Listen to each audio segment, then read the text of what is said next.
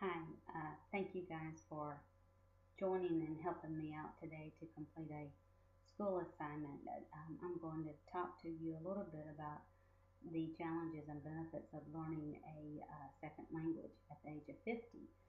So, I have always thought, as well as many, the popular belief is, it's nearly impossible for someone at the age 47 or older to learn a second language, to learn to speak effectively a second language. And I look at the population in our community and the possibilities of learning languages. And the languages that are taught in Carrollton are German, French, Spanish, Chinese, and the American Sign Language. And you can take it through the university system here in Carrollton at University of West Georgia, or you can do it as a continuing education process.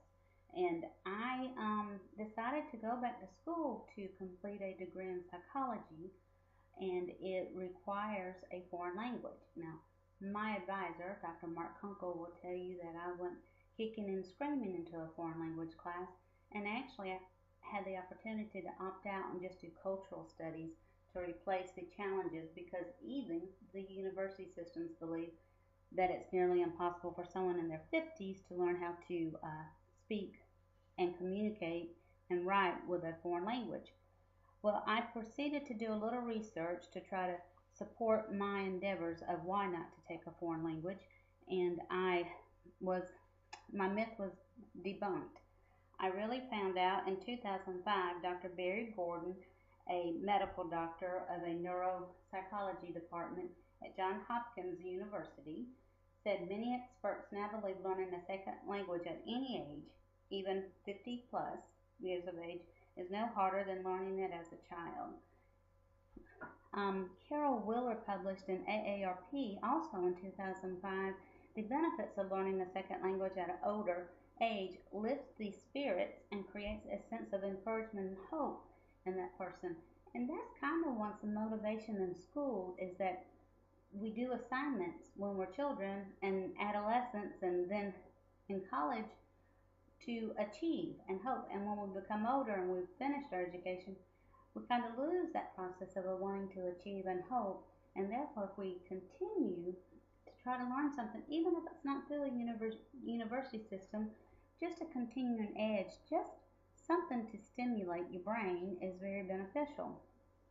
Dr. Richard Raysteck, a medical director of the clinical professor of neurology at George Washington University in Washington, D.C., quoted in 2014, learning a second language helps to open your brain's potential and develop your brain to continual growth and development.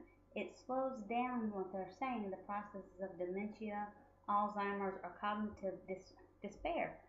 And when you're learning a second language, it's taking you out of your comfort zone. It's taking you out of your mental schemas, your thought processes, the way your mind creates and produces and evaluates a thought. It takes you out of that and it makes you recreate and build a whole new schematic or whole new schema. And that is growth. It is developmental growth. So at the age of 50 or older, you certainly can continue with developmental growth. Um, well, I struggled. I didn't want to take this class. And then I was actually in a sermon, listening to a sermon one day, and the preacher, Todd Wright, suggested that we all do what Jesus Christ asked us to do, and that is to disciple and communicate with the people. And I thought, well, shoot, this says it. I'm going to have to learn a foreign language, and it's okay. I'm not going to take the easy route and just do cultural studies. I'm going to do the best I can and apply myself to learn. And I chose Spanish because of the population there is here in my area and where I work at sometimes, Scottish Rite Children's Hospital in Atlanta. So I started it, studied, thought I was doing well. The first exam, I made a 57. Okay, I'm a Dean's List person, so this was devastating to me. So I sat back and I put in full effort, study, study, study. Post-it notes everywhere through the house to tell me what items were in Spanish. I spoke as much as I could in Spanish to my grandchildren, to any family or friends that would let me. Um, I hired a tutor. The tutor then, after 3 hours, said, "I know learn Espanol." So he would not even take any pay. He just said he was sorry for me and proceeded to go on his way. So the second exam comes around. I thought I had it down pat. I was comfortable. I flew through that exam. I made a 59. So I was a little discouraged. And then a young classmate came to me afterwards and said he would help me study. And I thought, 22. I said, is this one a cougar is? Am I a cougar? And so we proceeded to study 3 hours a day, 5 days a week. And he helped me. My midterm was at 85. My final was a 92. And he took the time to implement those little bitty steps of building my schema of comprehension. And for that, I'm forever grateful. One of the most beneficial things I found personally, and it's not that big of a deal, but I was in the grocery store and I recognized the same couple. It's a Hispanic couple. They're near around my age, around 50 or so years, and they shop almost every Thursday, about the same time I do. And the gentleman was in front of the dairy section and told his wife, "No, no, no compre la leche muy malo. Está enfermero. No, no compre la leche." He was saying, and I got it, don't buy the milk. The milk is bad. Don't buy the milk here. I don't like it. It makes me sick. I went up and said, "Pardon, me llamo es Beth," introduced and said, and I also said, "Hablo pequeño español, pero escucho muy bueno." I speak little Spanish, but I hear very well. And CC was their response. I proceeded to tell them that mi esposo no gusta la leche, and that my husband no longer likes milk, that it makes him sick to his stomach, and that I started buying almond milk.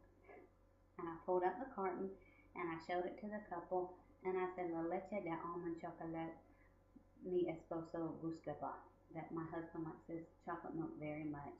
And the gentleman, "Sí, sí, señora, mi gustaba chocolate." He likes chocolate too.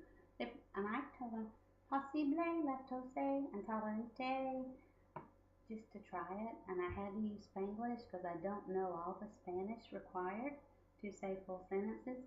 Well, they took a carton home, and a few weeks after that, I was turning the aisle on a Thursday afternoon, right in front of the dairy section. I see the couple again. The gentleman's pulling out another carton and go, "Yeah, yeah, yeah," which is laugh out loud. So it might sound little and trivial, but it was beneficial to me to know that I was able to communicate and help somebody. And also take away the bad perception that he thought the store was selling bad milk, not that he was lactose intolerant. So I get back to some of the things that motivated me when I say that the preacher spoke. It also, the preacher, Todd Wright, as well as a state representative, Kevin Cook, uses a common saying that is, you always get what you always got if you always do what you've always done. So step out of the box. Step out of the box and try something and try to get something new. And that's what I did with this foreign language. So I proceeded to study, and let me tell you, at the end of the first semester, I only made a C because of my prior failing grades, but I excelled at the end of the class, and a lot of it clicked, and I owe a tremendous amount to a young classmate by the name of Logan. And no, I'm not a cougar. And when I asked Logan at the end of the class, "Logan, Logan, I owe you. Let me pay you. Let me pay you for all your hours and effort you put into me." And he said, "No, I owe you."